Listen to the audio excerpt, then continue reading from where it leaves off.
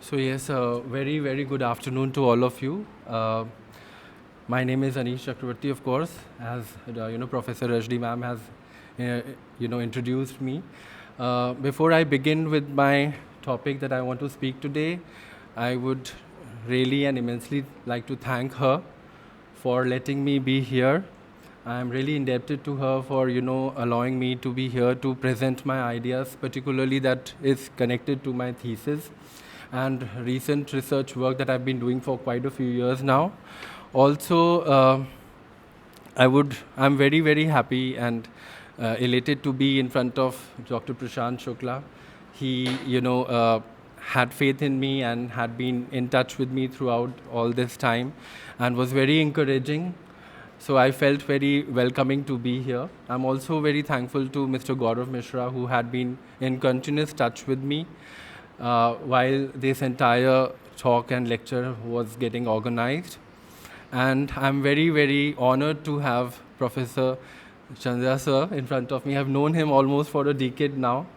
And he is somebody whoever I've heard from him, I've picked up some things for him which has been supplementing my research or my knowledge. So I'm very, very, a bit awestruck also, but also very excited and happy to be here amongst all of you dignitaries. And thanks for taking out time for coming here for me, because I think it's not so pleasant. It's a bit warm. It's a bit humid, but still you all have come here, so thank you for taking out time. So without wasting any time, I would just start with the presentation. So the topic, as it was told by ma'am, is the possible influence of Sañjaya's Ajñānavāda in the development of Mahāvīra's Anekāntavāda. So the plot about this talk is that firstly I'm trying to I will take you back to time around 7th, 6th century BC. Okay, so we'll be like traversing back to around some 2,500 years back. And what I'm trying to do is I'm going to try and introduce this thinker who is very lesser known, who was contemporary to Buddha and Mahāvīra. And this thinker, like other Śramanas, existed at that time, like the way Buddha and Mahāvīra were, and were so influential that today we have very great philosophies and religion named after them. However, there were other lesser known thinkers also existing at the time when these thinkers were propagating their thoughts. So Sañjaya Belaṭṭhiputta was one of those thinkers whom I will be elaborating upon. So my talk, which I will try to keep brief, simple, and would try to keep it interesting for you, is focused on three main parts. The first part would be focusing on who is Sañjaya, what was his philosophy and method, what did he wanted to say. The second part of the talk would focus on how Sañjaya's methodology or logic or the epistemic method that he used had a connection, logical connection with the Jain logic, okay, particularly of the Saptabhangi Nyaya, and which eventually led to the ethical and the metaphysical domain of Syadvāda and Anekāntavāda. And the third part of my talk would be focusing on the contemporary 19th-20th scholarship in Indian philosophy, which has consolidated this point that Ajñānavāda of Sañjaya could have been one of the reasons for why Jainism explicitly, vociferously advocated the idea of Saptabhangi Nyaya and Syadvāda and Anekāntavāda respectively. So this is the line of thought of my paper. So, I mean, of course, most of you are well-versed of philosophy, but nonetheless, we need to create a bit of background about the talk that I'm going to give. So we have this brief introduction where I have talked about that how, in the 7th, 6th century BC, as per my historical understanding, I found that there has been a lot of, there was a boom and development in 7th, 6th century BCE, and in most disciplines and fields in ancient India. So it was not just philosophy, but economics, trade, art, anthropology, science, as we call it, okay, had a great upliftment. And during that time, philosophy was no exception. We had a very rich tradition, which we today call it as the Śramana and the Brahmanas, as scholars of contemporary scholarship, distinguish it, were there. So around that time, there were a lot of mendicants, hermits, all right, wanderers who were wandering around in search of truth, if there was any. And interestingly, as I have done my historical research, I found there were at least more than 150 minor sects that existed at the time of Buddha and Mahāvīra, which were propagating some sort of philosophies. Some were very action-oriented. To name just to add a trivia, there were some sects which were very, very radical, as odd as actually keeping lices and germs on their bodies, thinking that this will lead to some sort of emancipation or realization of truth, to the ones which were extremely sophisticated and systematic, as we see, say, for example, in Sankhya Darshan or the traditions that we reach today. So it was a tremendous display of various kinds of thought that existed. Now, largely this movement that arose is a question of history, but what we see in philosophy, it as a movement which was basically suggested to labor to discover or learn the truth. So this movement is often recognized as a Śramana movement, where the word Shaman basically means somebody who labors, okay, in quest of some reality or truth, who has these fundamental questions to ask about the nature of reality, their own existences, and so on and so forth.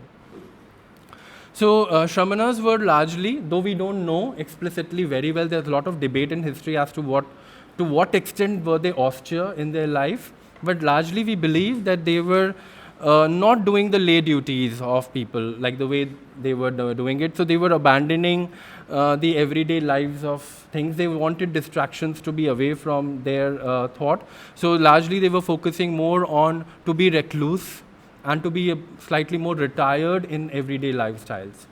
So they believed in being a mendicant more. So one such thought or one such tradition that existed was of Ajñān. And it's also known as Ajñānika or Ajñānavāda. Okay, as we find this sect labeled in Jain and Bauddha scriptures. They are scattered around, particularly in the Pali and the Prakrit traditions of Jain and Buddhist literatures. And this sect was a contemporary or a parallel sect apart from the Jaina and the Bauddha and the Ajivika and other sects that existed at that time. Okay, so if you're interested, you can actually do some research and find that there are a lot of minor sects existing at that time. My particular attention was brought during my research work on this particular school of thought, and then eventually with my personal reading, I found that there's a lot to explore in this school, and a lot has been explored on this school before as well.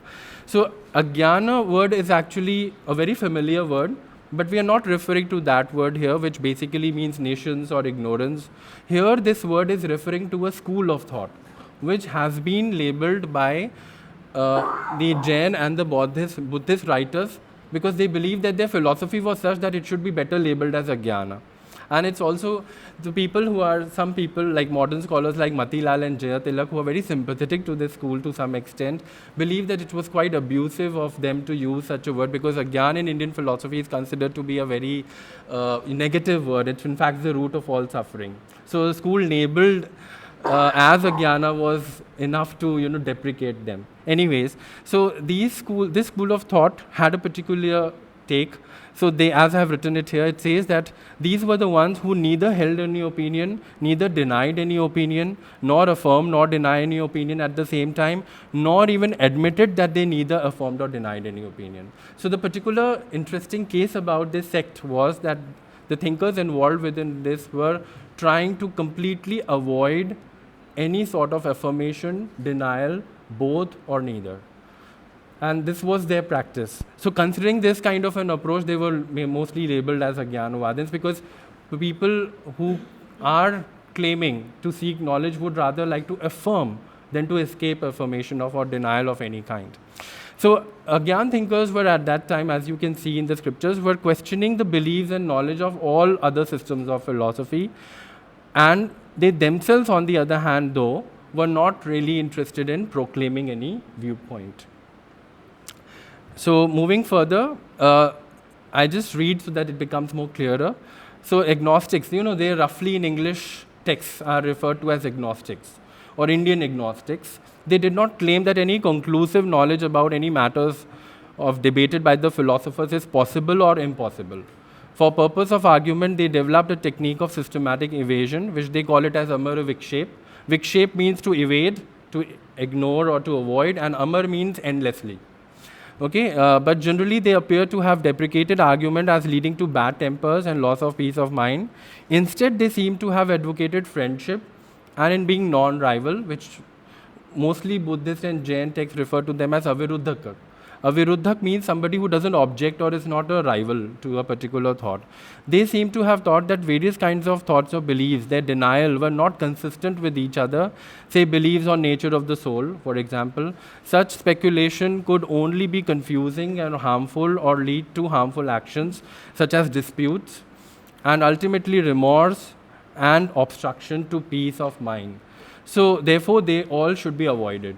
So Sañjaya Belaṭṭhiputta was one of the most prominent exponent of such kind of thought. Okay, who was, and historically there's been debate, but we believe that he was senior to both Mahāvīra and Buddha, if we go by the traditional dating scheme. Just to give a last point of the background, Sañjaya was not the only thinker who has been heavily criticized or critiqued during the ancient Pali text of Jain and Buddha. There were other 5 thinkers also. And more than the Jaina tradition, you will find these rival thinkers or opposite views, thinkers who carried opposite views being explicitly mentioned in the Bauddha texts. Among the Bauddha literature of the Digha Nikaya and all, you will find these 6 thinkers being explicitly mentioned. Among one of them is Sañjaya, whom I have not referred here, of course. So there was another very important rival thinker called Purana Kassapa or Purna Kashyap, who basically believed that there is no such thing as cause and there is no such thing as morality. He did not believe in karma. Then there was Makhali Goshala, a very well-known rival thinker of Buddhism and Jainism, who advocated a very well-systematic school of Ajivik, which survived till 14th century, as per historical records, at least 1,000 years after Makhali Goshala. He was a fatalist, absolute Niyativadan. Then we had Ajita Kesha Kamli, a precursor to Charvakyan thinking, who was a materialist and an annihilationist. He believed everything perishes, nothing is eternal. Then we had Pakuda Kachayana or Katyayana, who believed in eternalism, who believes that nothing is ever destroyed or perished. Everything is permanent, everything. So these were all these kinds of schools that were advocating. And the last one, according to Buddhist scriptures, was Anekāntavāda, whom we celebratedly known as Mahāvīra, who basically believed in restraint and too much of non-violence. So in Buddhist texts, we find these kinds of thinkers. We don't know how well and original and truly represented in these scriptures, but this is all that we have to refer to these thinkers to. After this, we have Sañjaya, who is particularly coming from the Ajñāna thought. Now, in the Pali scriptures, this is the first reference that we get of Sañjaya when he was asked about any philosophical solutions or problems. So in the Brahmajal Sutta and the Samanafal Sutta of Digha Nikaya, you will find that King Ajatashatru, who is looking for knowledge and trying to understand the benefits of becoming monk or benefits of aiming to realize some reality, goes to various teachers, and when he goes to Sañjaya and tries to ask him, the Buddhist scriptures mention this paragraph attributed to Sañjaya. So Sañjaya responded to the questions of philosophy and reality as such. He said, if you ask me if there exists another world, he basically gives examples. He says, if you ask me there exists another world after death, if I thought there exists another world, would I declare that to you? I don't think so. I don't think in that way. I don't think otherwise. I don't think not. I don't think not. If you ask me, is there isn't another world? Both is, isn't, neither is, nor isn't. If there are beings who transmigrate, that means do we get rebirth? Or are we transported to any other realm of world after death? If there isn't, are or aren't, neither or aren't. If the Tathagat exists after death, that means if there is somebody who is claimed to be realized, does exist after death, we make no claim. So this is the paragraph which kind of pushes to what perhaps Sañjaya wanted to say.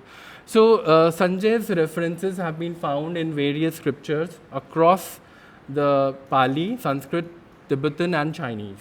Because as Buddhism, not Jainism, but as Buddhism propagated itself to the Eastern Asia and to Tibet and China and finally to Japan, there were a lot of commentaries written in their respective languages also, which kind of tried to talk and describe about various Buddhist philosophers. And since Sañjaya was scatteredly mentioned among them also, they were also narrated and described thereof. So this is just a table to show the references that I worked and researched on across traditions to find some information on this school of thought. Unfortunately, other schools of thought or other thinkers have not been mentioned much. It is only Sañjaya which is mentioned largely as an advocator of Ajñān thinking.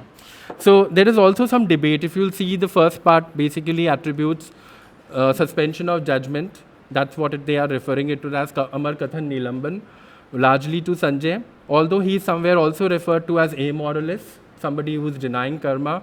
But that's a debate. So in my work, I have largely tried to show that he was actually proposing suspension of judgment largely because the oldest scriptures refer to him as that. And there's some diversion later happening with other scriptures. So moving on, that whole paragraph that was very cumbersome and difficult in appearing have been now sorted in a systematic method here, okay, in a logical manner. So what Sañjaya was doing was, as other systems of thought existing at that time, they were using Chatushkoti, and to each of the koti or the lemma that is advocated, okay, a five-fold response was given by these Ajñān thinkers. So what was it? So suppose if somebody has an affirmation, some positive claim, be it of any kind, say for example that there is life after death, or there is, the universe have been eternally existent. Suppose if you have an affirmation to it, and you ask Sañjaya or Ajñāna thinkers about it, they had a response to it in a five-fold manner, as you saw. I do not say it is this, that, otherwise, not, or not of not.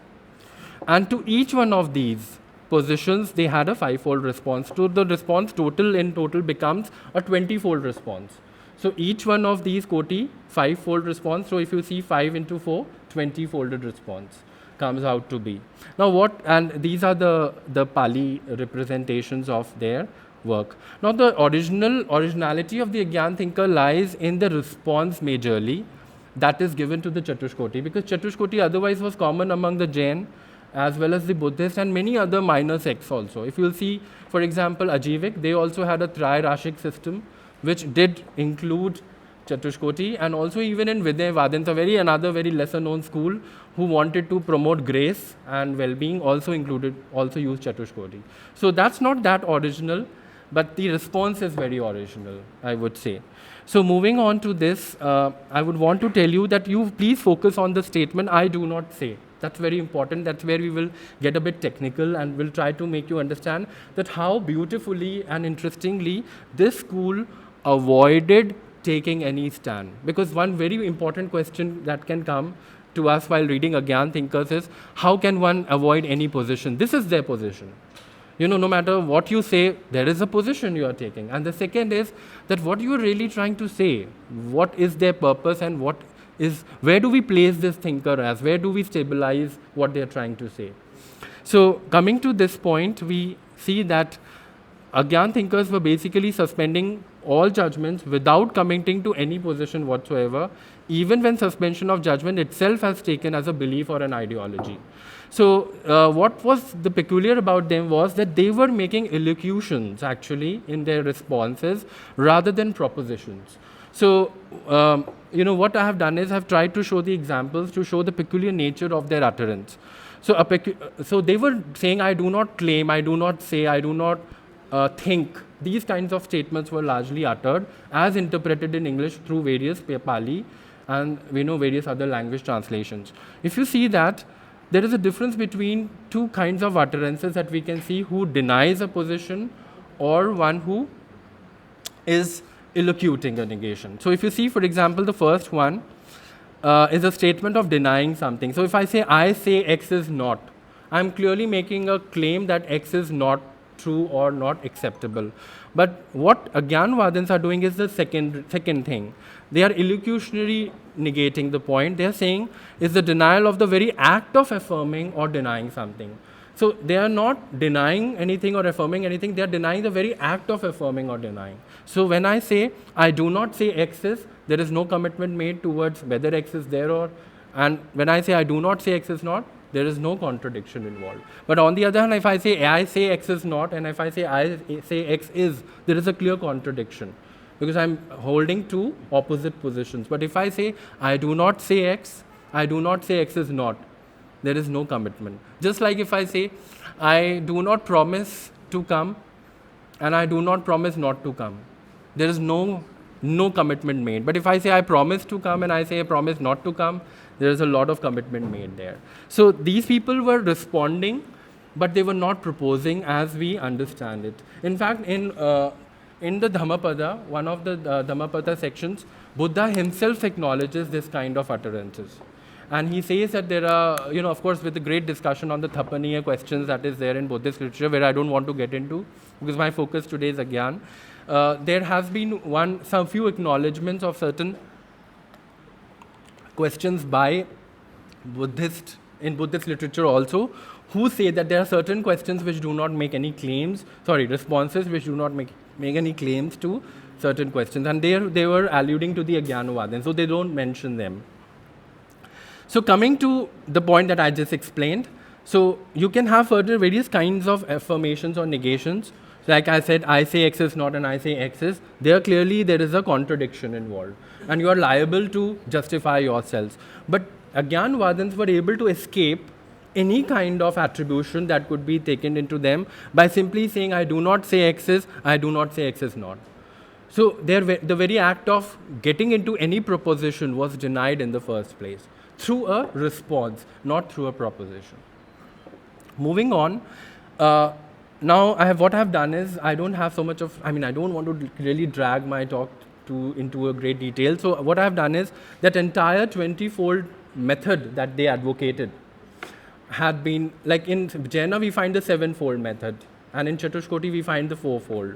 But in Ajnana, since it's very elaborated to 20 expositions, many thinkers, especially Buddha Ghosh in the 5th century AD, in a text called, Sumangal Vilasini, has attempted to try to decipher Sanjay's method.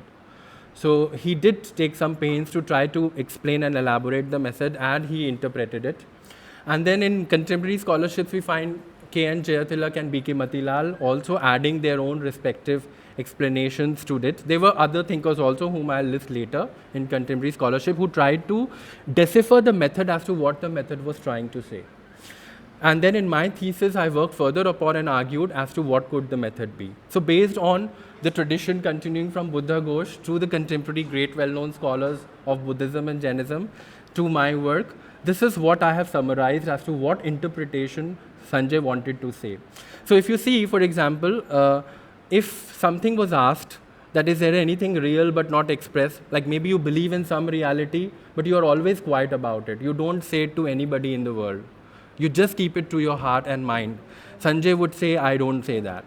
If you ask, something is real, you say that there is something but it can't be described, and perhaps only said that I can't say about it, that is also not claimed. So if you are asking that, okay, there is some reality which you think you can describe, there is but you can't describe it, that is also not claimed. So the first two kinds of realities which are not asserted are not claimed by them. Then the third one is some sort of negation or alternate version of the above position. So for example, maybe you don't believe the Anirvachaniya of the Brahman, of the Advaita Vedanta, but maybe you're talking about the Avyaktavya and Jaina thought. Maybe you're not talking of this, or maybe some another indescribable thought, that's also not their claim. Then they said, okay, fine, if you are claiming then there is something real, describable, something which we hold on categorically, like for example, the Sasatyavad or the Shashvatvad theory of Pakuda Kachayana, I don't make that claim either.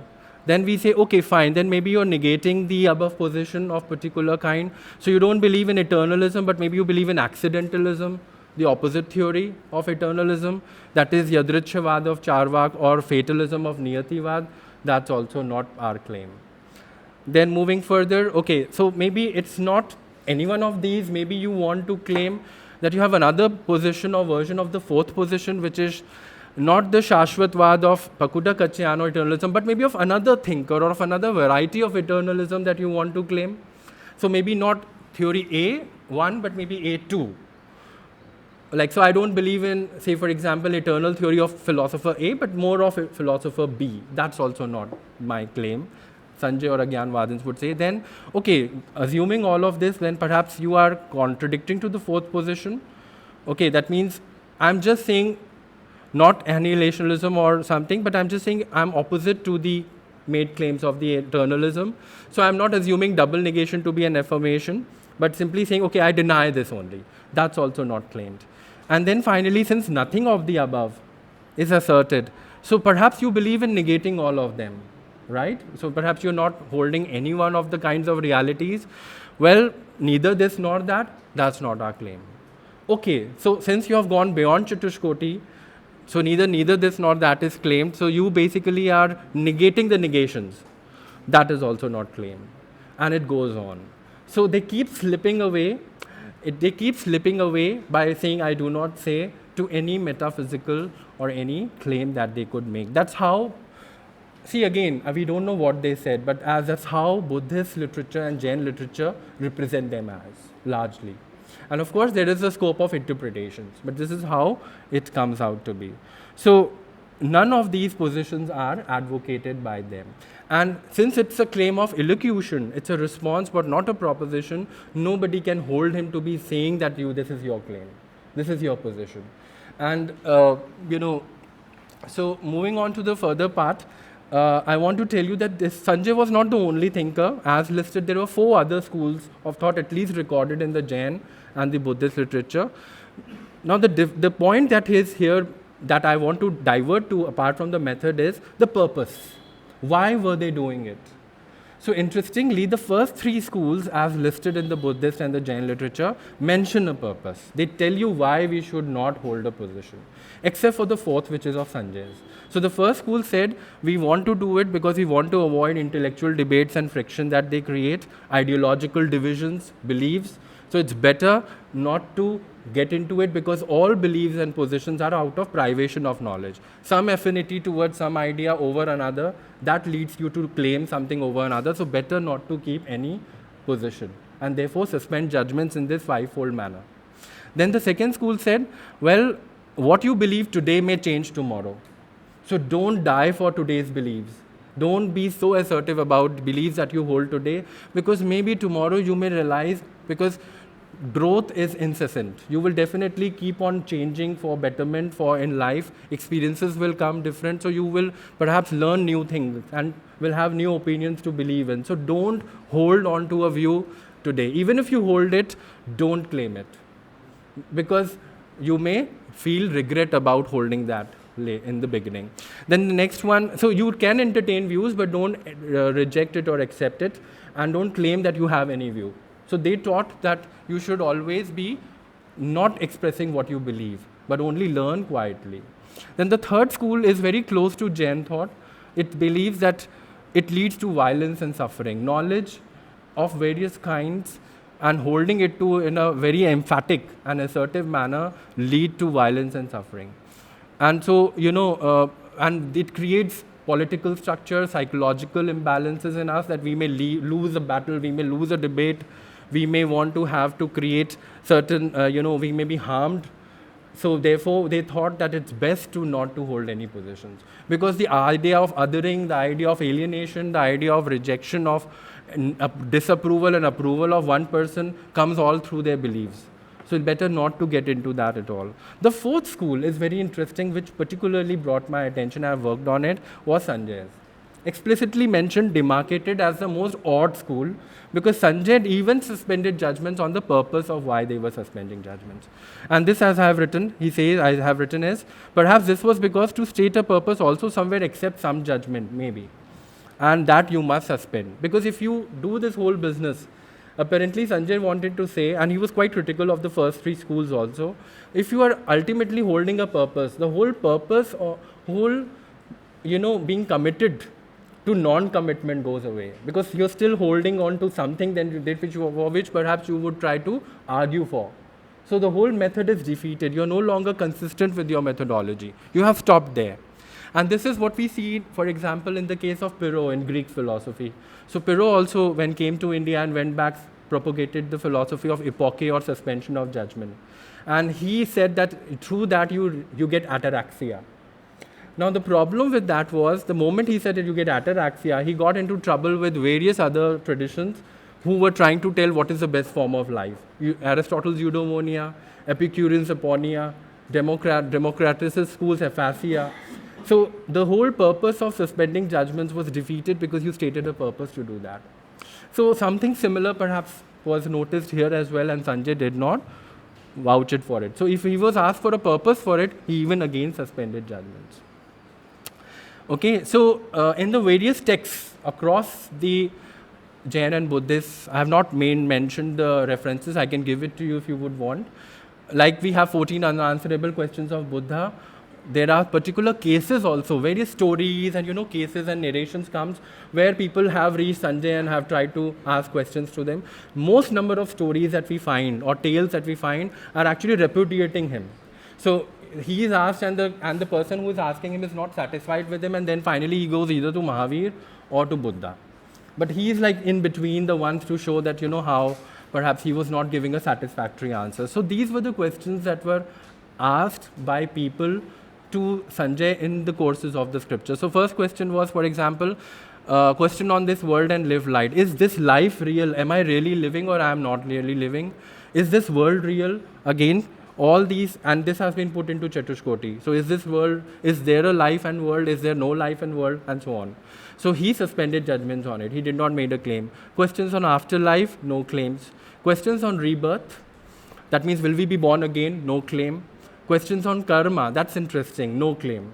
So is there a fruit or result of good and bad action? No claim. So karma is not denied, karma is not approved, karma is not shown limited importance, and it's not that, okay, I want to abandon everything. Even that is not claimed. That, okay, you are denying karma completely, or you are saying neither nor, that is there neither fruit nor result, nor no fruit or result of good or bad action? That is also denied. Questions on mortality and immortality of the liberated one, not answered, or answered but not claimed. Questions on fruits of becoming an ascetic, why we should become an ascetic, why we should become a monk, not claimed. Questions on to claim whether you are the awakened one, you have realized something, you are some great man whom I should seek some learning from, nothing is claimed. And finally, questions on purpose or goal or end. Is there a purpose or reason behind anything? Maybe life, maybe universe, no claims. So if you see, now I think it's quite clear, the position is quite clear. They are just slipping away. And Buddha very, very seriously said that to his disciples, particularly in the Digha Nikayas, wherever the Ajñānavādins reference comes, that do not get in touch with them, do not talk to them much. Stay away from them. They are eel wrigglers. They're called as eel wrigglers. A fish which slips from your hand if you try to catch it. So they are saying something, but if you try to get more into it, what they're trying to say, you will not get anything. You will be empty-handed. Like a fish, if you hold it too tight, it's just so slippery that it will walk out of your hand. So Buddha warned his disciples not to talk to Ajñānavādins much. Though they are not anti of philosophy or idea, but they're not at all in any way going to help you in any way. In the Jaina literature, they're abused as blind people. So they are saying students are blind, disciples are blind because they don't know knowledge, so they are blind. And they are going to teachers who are themselves blind. So it's a double blinding. So it's worse. So therefore, they are true examples of Ajñānavāda. So they should not go to them at all. And save yourselves by being a Jaina. So, you find these kinds of polemics existing. So moving on, so Sañjaya and the Ajñānavādins are largely labeled into these three categories. They're called the Amaravikhepika in Pali or Amaravikshepikas in the Buddhist tradition, one who constantly equivocates and escapes making any affirmative, negative, both or neither claim, like a slippery fish as I told you. The other title, which is not so negative, perhaps is quite neutral, is Aviruddhaka, a non-rival thinker or person, since Sañjaya neither claims to accept any position nor claims to deny any position. So he's no problem with your position also. If you say, I believe that, he has no problem with it. He wouldn't say you are wrong. Or he would say that I have another better view to tell you. So these kinds of thinkers were not really, they were better than the ones who were critiquing you or denying your position outrightly or debating with you. So they were in between. They were referred not as true part of your philosophy, but they were not rivals also. So they were called as aviruddhak. And the last is the Vedantic, of course, the Vedantic tradition, which is very well known, the ones in the debate in which you question people, but you themselves don't have a position to claim. So they can be considered as one of the, not a devil's advocate, but a real ones who actually, when in debated, never had any positions to take. So, you know, some fallacies, for example, mention that there is a debate in which a thinker argues but is not saying what they believe in. They are only questioning and attacking the thought that you say. So it's somewhere coming similar maybe to Socratic approach, where he also claimed, though Socrates is very different from here, but superficially we see some resemblance, that perhaps they were only questioning the person who claimed something, but they themselves never had anything to claim. So these three labels have been found across texts. So sometimes they are called as Amira Vikshepaka Vadins, Aviruddhaka Vadins, Vedantic Vadins, and all that. So my now claim comes here. So this was all about the Ajñānavādins. Now the claim that I want to take it up into my work and research was this statement, a landmark statement, whether authentic or not, we don't know, was made by this German Jain scholar in the 19th century, who wrote an extensive German and English commentary on the Jaina Sutras, all right, which was perhaps the first, one of the first popular translations to English world and the German world on Jain Sutras, Hermann Jacobi, who mentioned this point that perhaps Ajñānavādins led to some sort of influence on Jain logic. So this is the exact quote as put it by him. So he said, in opposition to the agnosticism of Sañjaya, Mahāvīra has established the Syadvāda. For the Ajñānavāda declares that of a thing, the existence or non-existence or simultaneous existence or non-existence can neither be affirmed nor denied. So in a similar way, one leading to contrary results, the Syadvāda declares that you can affirm the existence of a thing from one point of view, deny it from another, and so on. Let me come to the bottom part, particularly after his description. Would any philosopher have enunciated such truisms unless they serve to silence some dangerous opponents? The subtle discussions of the agnostic had probably bewildered and misled many of their contemporaries. Consequently, the Syadvāda must have appeared to them as a happy way leading it out to the maze of the Ajñānavāda. So what Jacobi thought was that Ajñānavādins really had no direction to give to their disciples, no flow of thought, no purpose, no direction, no promise to achieve any truth. So this was a maze that they created, out of which Jainas very smartly, intellectually, beautifully came out a way through their Syadvāda and John logic method.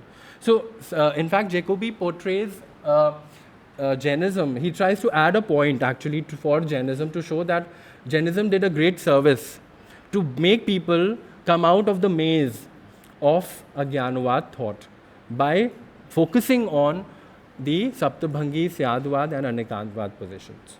So this was the claim, and this is of course the Saptabhangi of the Jainas, largely popular translations.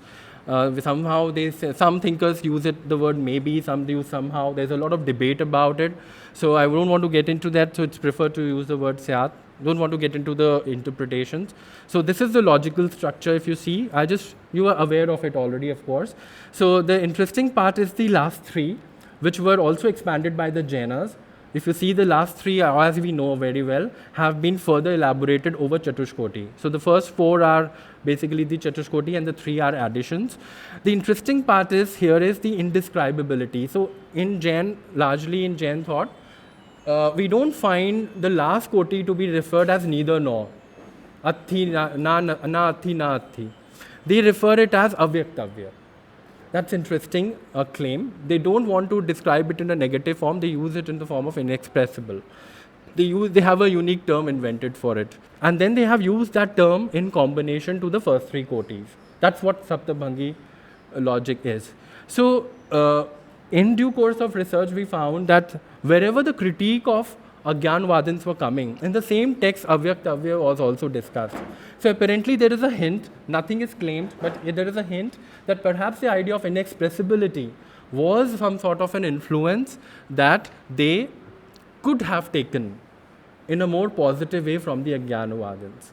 So moving on to the idea, that's what I also explored, that the fourth lemma of neither nor was expressed by the Jainas as inexpressible. Avyaktavya, a possibility where one does not or cannot affirm or deny or both. Semantically expressing the fourth lemma, there seems to be an allusion to the Ajñānikas in some way or the other, of course in a much refined manner. And along with other views, somehow this is also a possibility that something is inexpressible. They did admit that maybe there is certain position, because of course they believe that, we have to accept the possibility of all views. So they, in some modified manner, did accept the Ajñāna views also, in the form of inexpressible perhaps. Because if they would not accept it, the very idea of Syadvad would not be coming into terms. Maybe, therefore, they said that maybe somehow even this position was partly true. And then this seems to be of course, the motivation and the improvement upon the response of the Ajñānikas. For they suspend judgment on even the claim neither nor. So that's exactly is the allusion I noticed between them not holding a neither nor position and Ajñānavādins also not holding neither nor positions. So that's one philosophical comparison or similarity that I found among their method. Then these are, I don't know how much I can read, sorry, but these are specific, very prominent references of Ajñānavādins on the texts of Jaina thought. So mainly there are 4. Sutra Kritang explicitly mentions a lot on Ajñānavādins, Uttaradhyana Sutra also, in relation to the other texts. It's not that it's full of them, but in relation to the other texts where there is hardly one or no mention, in these you will find at least 8 or 9 mentions of them. And then finally you have Tattvat Sutra, where there is a mention there in at least 2 sutras on Ajñānavādins, and Sarvata Siddhi, a commentary on Tattvat Sutra by, I think, Pujyapad, if I'm correct. So, you will find these references here. So, these are all very, these are not so philosophical, but they have tried to classify them and tried to show that how these schools were not very good or very absolutely giving, blessedness of some kinds, but the philosophy is. So, I can clearly see, among others, Ajñānavāda is mentioned almost everywhere where they are trying to list the schools. So popular ones are Kriyavadins, Akriyavadins, Vinayavadins, Ajñānavādins, then there are a few others. So clearly it seems that they were very well aware about the philosophy of Ajñānavāda. So it is not very problematic to say that there might have been an effort, out of the maze of the Ajñānavāda that they worked out on their logic. It didn't come out of, it may have come from anything else, yes, but maybe out of non-violence, maybe out of any other thing, but also one was that they wanted it to be also see a way out from this problem that this school was creating. I know I'm not claiming it's a problem, but they and Jacobi thinks it was a problem. So I don't know if I should read them, but you can see there are a lot of the references here. The ones that I have, some of them I briefly mentioned also. My reason to bring these texts was firstly to show that you find them in Jain literature, and secondly, very systematically they have labeled them. So if you see the second verse of 7.18 verse of Tattvat Sutra, clearly there is a demarcation of Ajñānavāda schools within the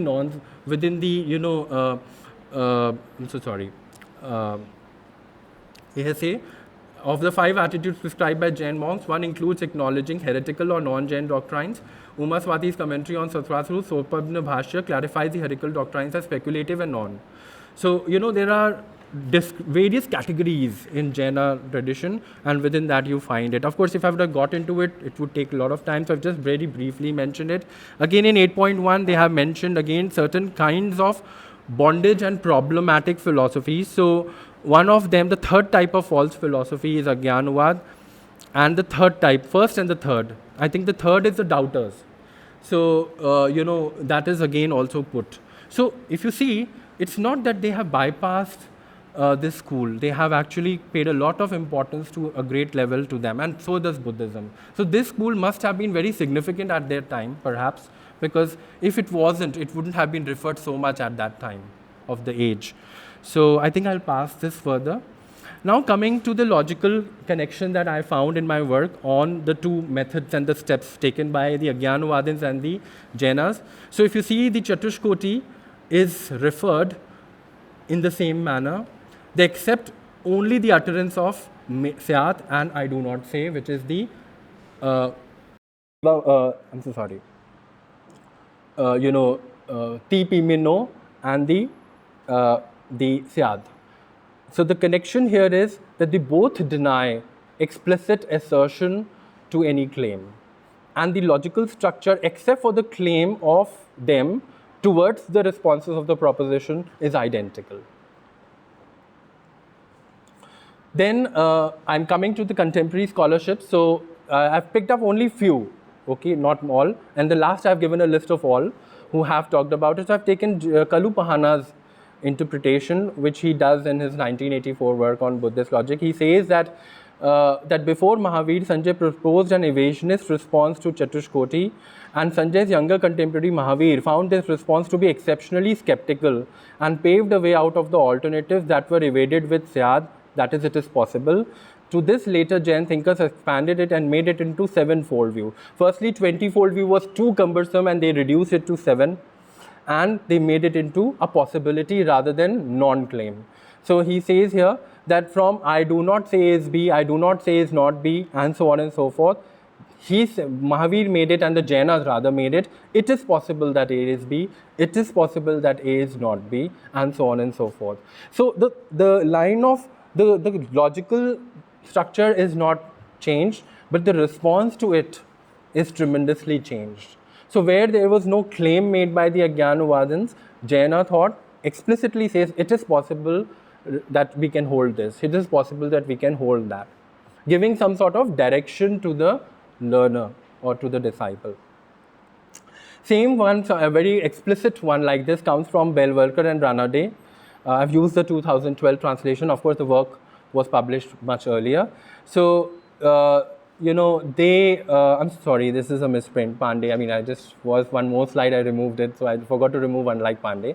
So, not just agree with the point made by Jacobi, but also believe that Mahāvīra and early Jains at the time of Mahāvīra directly work upon Sañjaya's method and made it positive in character and enabled them successfully defend their philosophy.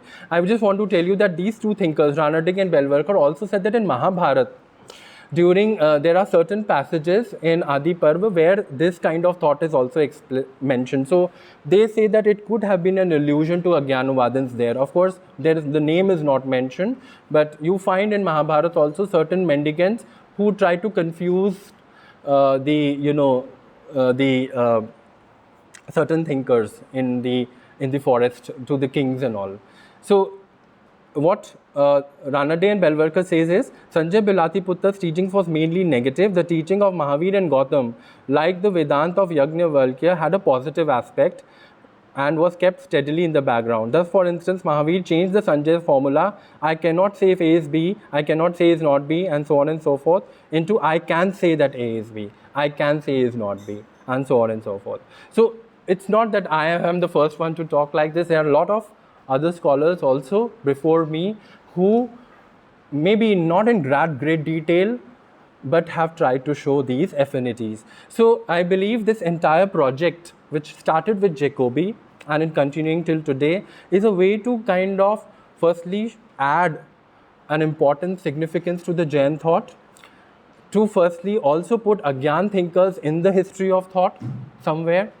Also, I would say to revisit the idea that did Ajñānavādins were really negative or really bad, as it has been continued to show mostly even in contemporary scholarship. That's another topic of discussion where I'm trying to say that they had a point to make. They were also in some very indirect way suggesting us something, and they are not as negative as they are portrayed. So this was my point, and therefore in the conclusion, I would read the conclusion. So I have basically, noticed across traditions that these Ajñānavādins, though they are brushed aside as stupid, ignorant, and all that, and presenting confused ideas, no direction, no stability, but they basically led to some sort of speculation and development in various other forms of knowledge that existed. Their research is an attempt to place Sañjaya and Ajñān Darshan within the history of ancient thought. And to give them, because they themselves were not committing, so let's not make the fallacy of assuming that they had some intention in mind. In fact, we should rather be more liberal towards this school, I believe, because they themselves were trying to say that don't hold any kind of judgment to anything, don't judge, don't have stereotypes, don't believe in, judging things so quickly. And even after consideration, don't judge. They were so careful not to hold positions that perhaps to judge them as that, I think, would be quite unfair, I believe. And the second thing that I have tried to do in my talk and in my work largely is to make these 2 points. Firstly, that to some reservations, I accept Jacobi's claim with the supplement of the modern and the ancient literature that Sañjaya's thought, though seen negatively, did influence the development of thought in Jainism. Not that Jainism borrows the method. My claim nowhere is that they are duplicating the method or improving upon them as if they are just borrowing it and their originality is discredited. But the very fact of the existence of a certain kind of method must have been a reason for them to develop a better way out of it or a thing out of it. Because no philosophy grows in isolation. It goes in debates and discussions. So in that sense, I felt it like that. And then I say, secondly, Sañjaya's non-committal method must have been seen by the Jainas as a way out of the perplexities concerning the metaphysical, epistemological, and ethical disputes among various philosophers. They must have seen some goodness in that also, and perhaps maybe they felt, because what was Sañjaya and Ajñānavādins doing? Trying to avoid violence, debates, and self-guilt. So they did see some positivity in them and perhaps said that why not we can perhaps make a better form out of their way which they left, or they were so extremist to not get into anything we can. And Jain thinkers to develop the view of Anekāntavāda and Śramana to resolve the rigorous philosophical debating existing at the age. So if you see, there is a common aspect. Wherever there was Nyayavad, both these thinkers are reacting towards it. Wherever there is dogma, they are reacting towards it. But their reactions to the problem, if they see dogma as a problem, is different. I have listed down for you to tell you that across, like after Jacobi made this claim in 19th century, from 20th century, these are the works which at least have given one section or a major section or even a small chapter, or within a chapter, a repeated discussion on this debate or in this point. And, so you can see across, I'm sure there must be many, maybe I don't know of them. It's very difficult to find because you have to read the text to find them. So this is just a little exposition for your references. So with this, I conclude. Thank you.